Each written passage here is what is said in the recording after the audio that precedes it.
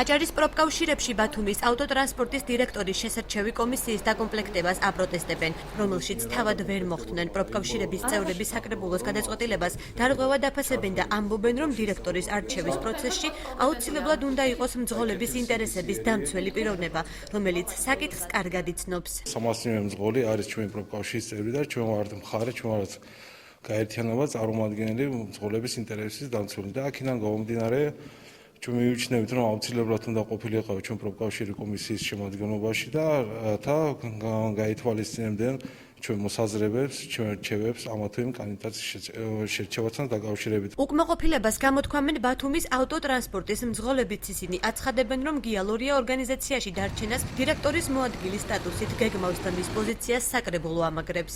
დირექტორის მოადგილე დააქვეითა თანამდებობით და საჯაროდ აცხადებს, რომ ეს ამას აკეთებს მთავრობის დავალებით, ჩავლეიშვილის და ერმაკოვის დავალებით, რომ თვითონ უნდა დარჩეს დირექტორის მოვალეობის შემსრულებლად, როცა დაინიშნება ახალი დირექტორი.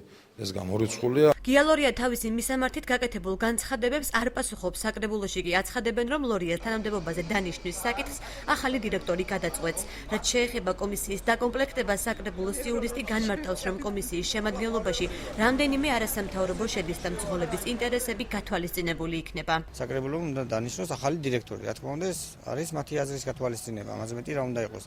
და ახლა ცალსახად რომ ჩვენ ასე გვინდა და მაინც ასე უნდა იყოს, ასე არ იქნება, რა თქმა უნდა. იქნება დაბალანსებული ყველა ინტერესები. რორია იქნება მოადგილე სპეციალისტური საერთოდ არ იქნება. ეს არის სამართლებრივად ახალი დირექტორის გადასაწყვეტი. ახალი დირექტორი ნიშნავს ყველა სხვა დანარჩენს ამ საწარმოში. შეპესე ბათუმის ავტოტრანსპორტის დირექტორს საკრებულო უახლოეს ხდომაზე წარადგენს.